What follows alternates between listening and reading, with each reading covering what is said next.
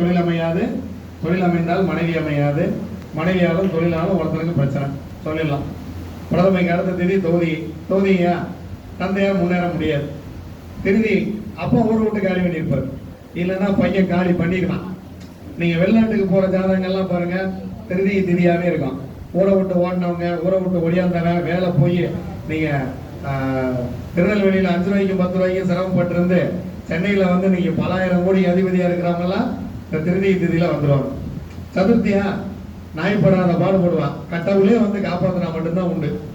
இவனை காப்பாத்துறதுக்கு 100 விஷமானது வந்தாலும் முடியறதில்ல. பஞ்சமி, இந்த பஞ்சமி திதியில தான் நான் ஜோடரா மாறினேன். பிறக்கும் இல்லை இவன் தாமதமா பிறந்திருப்பான், அவ்வளவுதான். தாயாரின் குலதெய்வம் குலவெறியில் இருக்கும், அவன் தான் சஷ்டியில பிறக்க முடியும். அம்மாவோட குலதெய்வத்தை போய் வணங்கி இருக்கவே மாட்டாங்க. நம்ம எல்லாம் என்ன நினைச்சிட்டு இருக்கோம் தெரியுமா? கல்யாணம் பண்ணி ஒரு பொண்ணை வீட்டுக்கு கூட்டு வந்துட்டோம்னா நம்ம குலதெய்வம் தான் அவளுக்கும் குலதெய்வம்னு ஆணாதிக்கத்துல சொல்லி வச்சிருக்கிறோம். இந்த உலகத்துல நிறைய ரூல் மாறினதெல்லாம் ஜோடர்களால் மட்டும்தான். ரூலை மாத்துறதே ஜோடர்கள் தான். என்ன சொல்லணும்னா, நீங்க உங்க அப்பாவுடைய குலதெய்வத்துக்கு போங்க, நீங்க உங்க அப்பாவுடைய குலதெய்வத்துக்கு போங்க, அவ்வளவுதான்.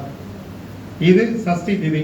சப்தமி, அப்பாவோட இருந்தா அம்மா பிரிஞ்சிருவாங்க, அம்மாவோட இருந்தா அப்பா பிரிஞ்சிருவாங்க, அப்பா அம்மா சேர்ந்திருந்தா ஜாதகர் பிரிந்து வருவார்.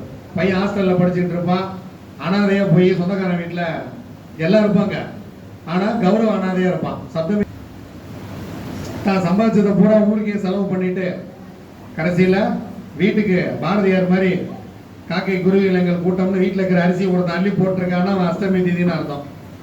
நவமி திதி ராமர் சொல்லிடலாம், வனவாசம் தான்.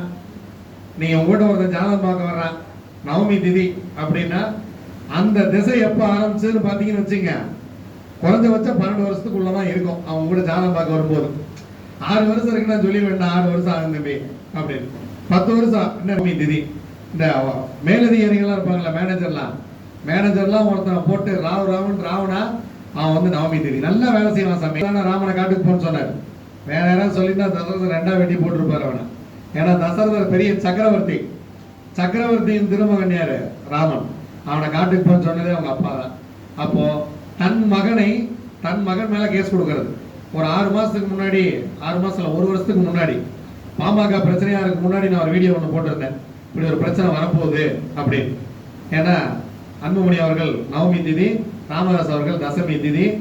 திதியில ஜாதகம் பார்க்க வந்தா சொல்லிடுவேன், தம்பி பெருமாளே இறங்கி வந்து இனிமேல் உன்னை ஏமாத்தாம இருந்தா சரி, அவ்வளவுதான். கட்டவுடே ஒருத்தர் ஏமாத்துறா அது ஏகாதசி. எல்லார்ட்டையும் ஏமாந்துருவோம் சாமி. பொசுக்குன்னு நீங்க ஒண்ணும் இல்ல, சும்மா காலையில வரும்போது கூட கார்ல ஒரு அரசு அதிகாரியின் மனைவி சென்னை டிஸ்ட்ரிக்ட்ல இபில அவர் வந்து ஏடியா இருக்கார், வீட்டுக்கார் வித்திருக்காரு அப்படின்னு 180 சவரன் வித்திருக்காரு சாமி. ஒரு 150 சவரன் அடமானத்துல இருக்கு சாமி. துவாதசி திதி தங்க நகை சம்பந்தப்பட்ட திதி. துவாதசி திதியில ஒரு பொண்ணை கல்யாணம் பண்ணிட்டீங்கன்னா நகை நீங்க வாங்கி போட்டுக்கிட்டே இருக்கலாம். திதியில நீங்க மனைவி நகை அடமானம் வச்சா நகையும் போயிடும், தொழிலும் போயிடும். திதி அடுத்து திரையோதசி திதியில பாருங்க, குடும்பம் நடத்துறதுக்கும் போராட விடும், வருமானத்துக்கும் போராட விடும்.